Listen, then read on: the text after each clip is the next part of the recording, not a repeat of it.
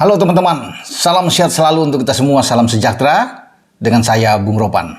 Dan semakin dekat laga awal tim nasional U22 kita yang dipersiapkan oleh pelatih Indra Syafri untuk bertanding di Kamboja SEA Games pada tanggal 29 menghadapi Filipina ya.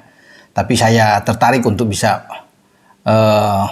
membahas atau menceritakan bagaimana ada 6 pemain kesayangan dari coach atau pelatih STY Shin Tae-yong yang saat ini berada di skuad U22 dan pasti menjadi tumpuan harapan bagi tim kita yang membidik medali emas ya di cabang sepak bola yang dipertandingkan di SEA Games.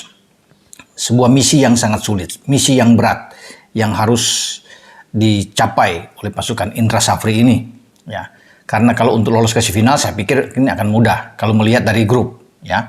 Grup kita di grup A itu kan hanya ada tuan rumah Kamboja yang kita perlu perhitungkan di sana ya. Memang semua kita harus fokus, harus lawan, tapi yang kuat yang saya lihat mempersiapkan diri dengan baik adalah Kamboja. Ada Myanmar juga harus hati-hati di samping Filipina yang akan menjadi lawan pertama tim nasional U22 kita. Nah, di antara itu kan ada juga Timur Leste ya. Dan kita semua tetap harus fokus kalau kita ingin lolos, ya, mau juara atau runner up, tapi yang pasti kita harus lolos ke semifinal. Itu kan tujuan utama dulu sebelum kita membidik final dan menjadi juara. Tapi sebelum ke sana, ya, saya melihat seperti yang saya bilang di awal ada 6 pemain yang bahkan sudah dimainkan atau sudah ditarik oleh STY ini berada di tim senior.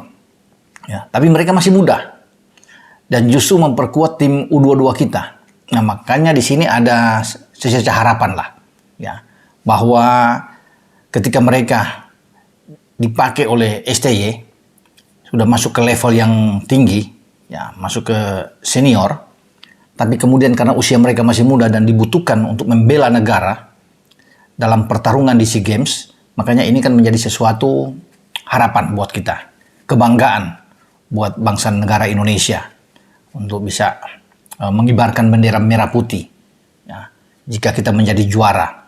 Banyak yang mengatakan bahwa ini sulit ya, pasti kita akan mungkin kalah lawan Vietnam atau lawan Thailand, tetapi buat saya kita hadapi saja. Mau orang bilang apapun terserah ya, bahwa kita sekarang harus punya nyali yang kuat, punya mental ya, kita harus bisa menghadapi itu. Kita harus mampu melewati semua tekanan yang ada, termasuk momok yang selama ini menghantui sepak bola Indonesia di mana kita sulit untuk bisa menang Vietnam dan Thailand. Makanya ini adalah sebuah pembuktian bagi Indra Syafri dan pasukannya. Ya, ketika di sana ada pemain-pemain yang bahkan pemain-pemain bagus yang ada di era STY saat ini, ya, kita harus bisa membuktikan itu. Dan list nama-nama ya, ada 20 pemain, itu sudah ada nomor-nomor punggung mereka itu sudah beredar. Dan di antara itu ada 6 pemain yang saya sebut tadi yang menjadi anak emas, anak kesayangan juga bagi STY. Karena dari junior, kemudian mereka naik terus. Yang dipanggil oleh STY diberikan kepercayaan. Ya, kecuali mungkin Ferrari yang tidak punya jam bermain yang banyak ya. Yang lebih banyak mungkin duduk di bangku cadangan. Tapi selebihnya Rizky Ridho sudah bersama, apalagi Marcelino, Witan Sulaiman, ada Ramadan Sananta dan Pratama Arhan. Ini semua adalah pemain-pemain yang selalu bisa dipakai oleh STY. Nah, menarik buat saya adalah melihat sosok Marcelino Ferdinand. Ini pemain yang bermain di kasta kedua di Liga Belgia, di Denze, dan kemarin bahkan dia sudah mencetak 1 gol ya. Karir dia di Denze dan disambut dengan gembira oleh rekan-rekan dia dalam satu tim ketika menang dengan 3 gol dan dia mencetak gol ketiga, Marcelino. Dan sekarang dia menjadi andalan ya, bagi Indra Syafri. Tumpuan harapan ada di kakinya. Memang ini permainan kolektif, bermain dengan 11 pemain. Nah, tidak akan bergantung kepada seorang pemain. Tapi sosok Marcelino ini adalah sebuah keping yang sangat berharga di lini tengah. Dia menjadi dinamo di sana, menjadi pengatur ritme permainan. Ya, makanya dibutuhkan Marcelino. Agak capek memang kalau bisa melihat anak ini, ya, baru bermain pada hari Sabtu. Setelah itu harus terbang esok hari. Ya, pada hari Senin tiba, Selasanya subuh sudah berangkat lagi. Jadi memang itu jet lag yang dia dihadapi, namun dengan masa istirahat saat ini yang ada sambil menunggu tanggal 29 nanti, pada Sabtu, jadi ya mungkin dia punya waktu ya untuk recovery sini, ya sehingga ada kebugaran bagi fisik dia untuk bisa menatap laga yang penting. Di laga pertama memang selalu sulit. Untuk itu bahwa kita harus fokus semua, dan Marcelino yang akan ditampilkan sudah pasti 100%. Dia akan bermain. Dan kendali bola-bolanya akan datang ke dia. Nah, 6 pemain istimewa ini yang saya sebut tadi, yang juga menjadi kesayangan bagi STY itu, Marcelino sudah didabuk dengan nomor andalan dia. Ya, ini nomor kesukaan. Nomor punggung 7 yang akan dia kenakan nantinya. Kemudian Rizky Ridho, ini calon kapten tim U22 kita, itu akan mengenakan nomor punggung 5. Ya. Kemudian Muhammad Ferrari ya dengan nomor punggung 16. Ya, ini 2 pemain yang ada di belakang, Rizky Ridho dan Muhammad Ferrari. Kalau Marcelino kan sebagai seorang gelandang serang. Ya. Kemudian Pratama Arahan yang bermain dari sisi flank, selalu bergerak dari sisi kiri. Di sini akan memakai nomor punggung 12. Dan Witan Sulaiman, juga pemain yang sangat kuat bergerak dari sisi flank, ya, akan mengenakan nomor punggung 8. Dan terakhir adalah pemain nomor punggung 9. Tentunya ada di depan, di lini serang kita. Siapa lagi kalau bukan Ramadan Sananta, top skor di PSM Makassar yang membawa PSM itu juara di Liga 1 musim 2022-2023. Dan Ramadan Sananta ini memang akan mengenakan nomor punggung 9. Ya, dia akan menjadi andalan juga bagi Indra Safri, tim U22 kita, untuk berada di garis depan sebagai striker. Dan kita tahu bersama, Ramadan Sananta ini adalah pemain lokal kita yang paling tinggi, yang paling gacor di Liga 1 untuk dalam hal mencetak gol. Makanya dia membuat 11 gol dan 2 assist bersama dengan PSM. Jadi memang luar biasa. Untuk itulah yang mendasari bahwa STY ini memanggil dia ya, untuk bermain ya, di tim senior. Ya. Untuk bisa dalam sebuah persaingan di depan itu ada Dimas Derajat, ada Dendi Sustiawan, dan di sana ada anak muda seperti Ramadan Sananta. Nah, saya kembali ke Marcelino. Di tengah, bola-bola pasti semua akan datang ke kaki Marcelino. Dialah yang akan mengendalikan permainan. Otak serangan bagi tim nasional kita itu ada di kaki Marcelino.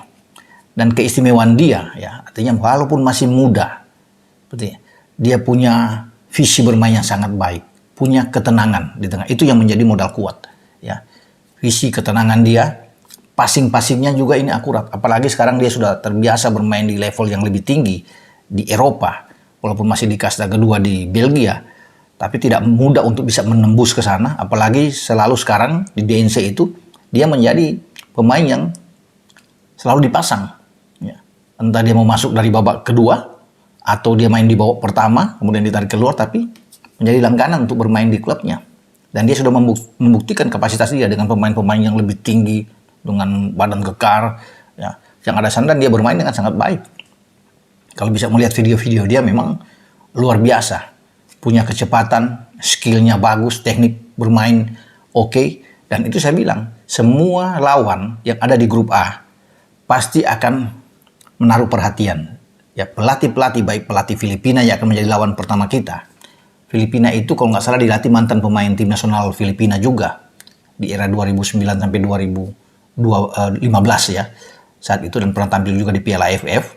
Mungkin ada 3 kali dia tampil di antara 2010, 2012, 2014, yaitu Rob James Gear. Ya, dia dipilih oleh Filipina untuk bisa menukangi tim U22 Filipina nantinya akan berhadapan dengan Indonesia di partai pembuka. Dan pasti ya, Rob Gear ini akan menaruh perhatian penuh, menempatkan seorang pemain untuk bagaimana berada paling dekat dengan posisi dari Marcelino, karena dialah yang akan mengendalikan permainan, makanya dipersempit ruang Marcelino. Tapi ya untunglah kita punya seorang pemain yang punya skill teknik yang bagus seperti Marcelino. Dia tidak pernah rasa takut dengan siapapun. Ya, dia paling suka untuk bisa mendapatkan pengawalan.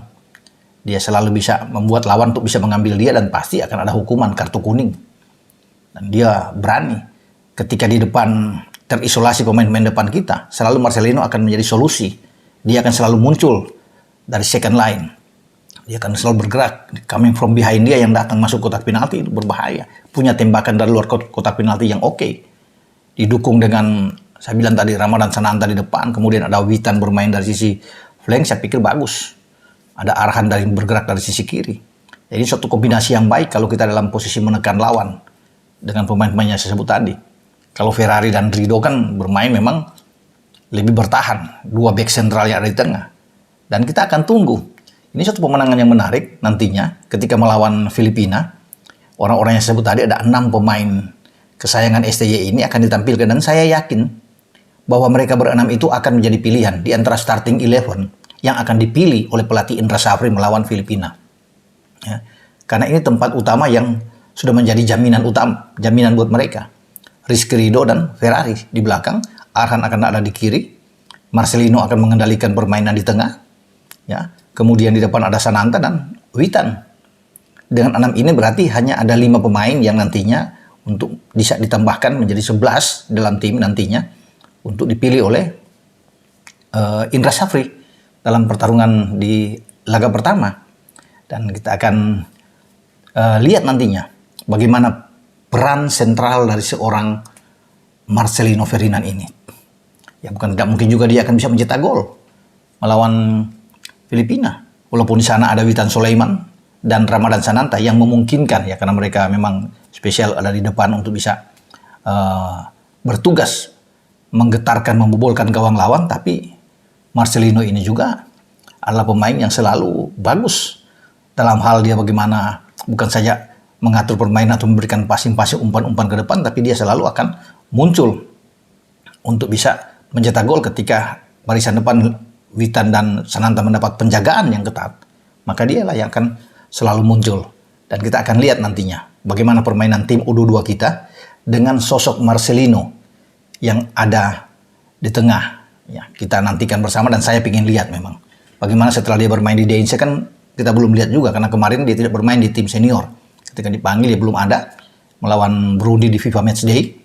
Walaupun kita bisa menang dan seri, tapi orang ingin melihat memang seorang Marcelino ini. Dan sekaranglah waktunya yang tepat kita menunggu laga perdana di SEA Games melawan Filipina sebelum kita akan menunggu laga-laga berikutnya ya, melawan Myanmar, melawan Timur Leste, melawan Kamboja di pertandingan terakhir. Dengan saya Bung Ropan. Ciao.